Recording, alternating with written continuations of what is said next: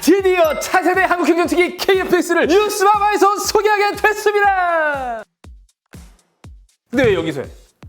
카이 가서 막 올라타고 말이야. 방위사업청 가서 막 인터뷰하고 이래야 되는 거 아니야?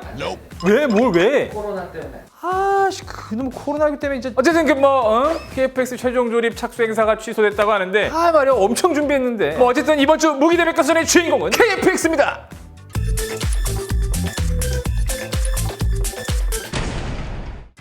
제가 몇 달 전부터 이 KF-X 최종 조립 착수 행사에 가려고 정말 공부를 많이 했었거든요. KF-X 전투기 길이는요 16.9m, 높이 4.7m, 폭 11.2m. 미국의 F-35A 스텔스 전투기와 모양은 비슷하지만 크기는 조금 더 큰 형태입니다. 최대 이륙 중량은 26,000kg, 최대 속력 마하 1.8, 항속거리는 2,900km. 방위사업청과 한국항공우주산업이 주도하고 225개의 국내 업체와 10여 개의 정보 출연 연구소, 15개의 대학이 참여해 8조 8천억 원을 들여 개발하고 있습니다. 우리 KF-X는 다목적 전투기인데요. 방전 장비는 지난번에 제가 직접 현장에서 소개한 A사 레이더 기억하시죠? 전자파를 이용해 공대공, 공대지, 공대해까지 표적을 탐지하는 전투기의 눈입니다. 전자전 기능까지 있어 적의 공격에 혼선을 주고 방어도 할 수 있습니다. 아참, 또 KF-X는 4.5세대 전투기로 불리는데요. 현재 공군의 주력 전투기 중 하나인 F-15K가 4세대 전투기, 5세대 전투기는 F-22, F-35 같은 스텔스 기능이 있는 전투기입니다. KF-X는 5세대로 넘어가기 위한 발판이 되는 전투기인 셈이죠. 국산 기술로 스텔스 기능을 포함시켜 지속적으로 성능 개량을 해나간다면 5세대 전투기도 우리 기술로 문제 없을 것 같습니다. 더 구체적인 건 방위사업청 한국형 전투기 사업단 단장님 모시고 함께 얘기해 보겠습니다. 네, 안녕하십니까 단장님. 네, 안녕하세요. 방위사업청의 한국형 전투기 사업단장 정광선입니다. 네, 단장님 반갑습니다. 지금 제가 그 영상을 먼저 보니까요, 제가 입고 있는 색깔이랑 똑같아요. 왜 그 표면이 이게 왜 이런 색깔인 거죠? 예를 들어서 자동차를 한번 생각해 보십시오. 자동차를 도색하기 전에 녹슬지 말라고 바르는 도료가 있습니다. 우리 항공기도 마찬가지로 정식 도료를 바르기 전에 그 녹슬지 말라는 도료를 바른 다음에 그야말로 모양이 나는 그러한 도료를 바르게 되는데요. 저희는 올 연말쯤에 그러한 정식 도료를 바르게 될 계획입니다. 그래서 이런 색깔이 나오는 거군요. 자, 이제 그 KF-X CJ기가 최종 이게 조립을 했습니다. 어떤 의미가 있을까요?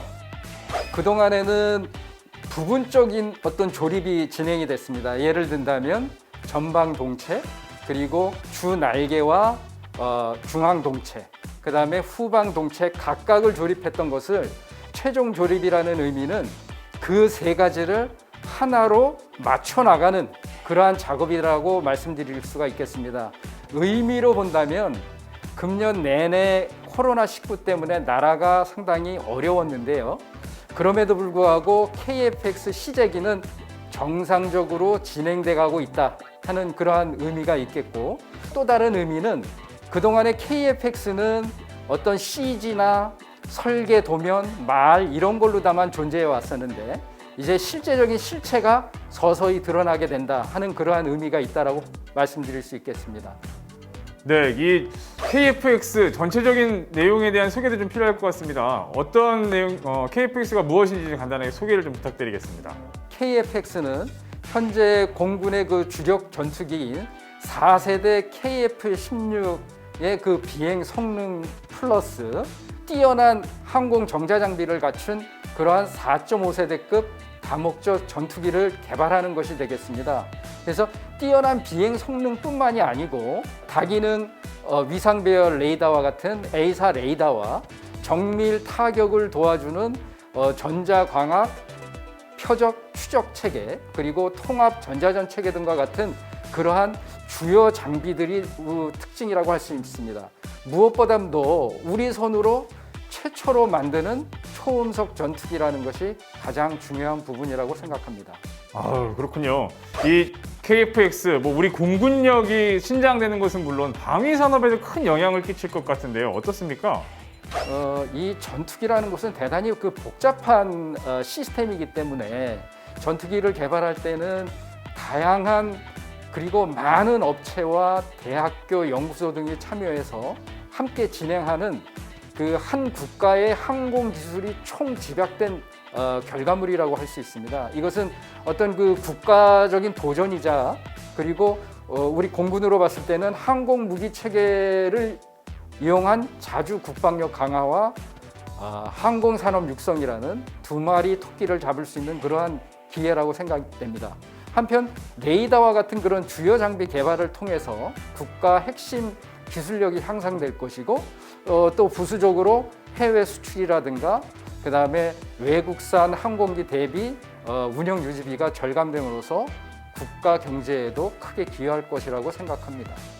그렇다면 이게 또 KFX라는 사업 자체가 국가 경제력 이런 거에서 상당한 도움이 될 것 같은데요.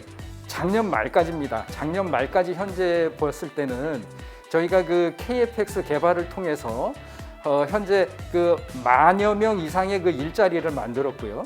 그다음에 기업, 연구소, 대학 등이 약 100개 이상의 기관이 참여해서 경제적인 효과로는 대략 2조 1,000억 원 정도의 경제적인 효과를 창출을 했고,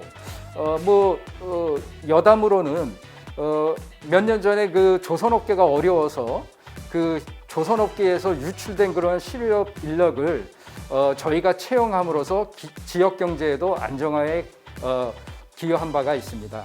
앞으로 사업이 종료되는 2026년까지는 약 6년의 시간이 남아 있는데 이러한 양상까지를 고려한다라고 봤을 때는 더 많은 일자리 창출과 부가가치를 창출할 수 있을 것이라고 기대가 됩니다.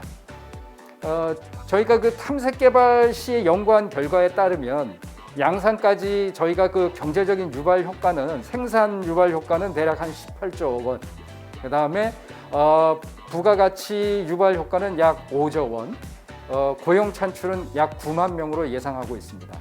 네, 이런 KFX가 그러면 앞으로 이 5세대 전투기를 개발하는 데도 큰 마중물이 될 것 같다는 생각이 드는데요. 어떻습니까? 네, 그 진행자분께서 말씀하신 것처럼 그 많은 분들은 KFX를 스텔스 전투기라고 알고 계십니다. 그런데 저는 이 자리를 빌어서 좀 바로잡고 싶은 게 있습니다. 우리가 개발하고자 하는 KFX는 스텔스 전투기가 아니고 우리는 스텔스기를 개발하는 게 아닙니다. 다만 저희가 KFX를 개발하는 과정에서 국내에 가지고 있는 그 스텔스 기술 역량을 총동원해서 한번 적용을 해보고 향후에 우리 국내 역량이 더 발전했을 때 그러한 기술을 적용할 수 있도록 성능 개량 잠재력을 갖추는 것이 저희 개발의 목표입니다. 예를 든다면 스텔스 그 기능을 적용하기 위한 어떤 그 반상학 정렬을 위한 스텔스 형상을 갖춘다는 것과 그 다음에 내부 무장을 갖추기 위한 그러한 내부 무장 공간을 사전에 갖춰놓는 그러한 것들입니다. 그래서 향후에 지금까지 해온 것처럼 국방과학연구소라든가 방위사업청 그런 정부기관, 그 다음에 업체, 학계 등이 지금처럼만 잘해온다면 앞으로 더 좋은 성능의 전투기를 개발할 수 있을 거라고 저는 생각합니다. 네, 정말 기대가 되는데요. 그러면 앞으로 이 KFX의 남은 일정 어떻게 남아 있죠?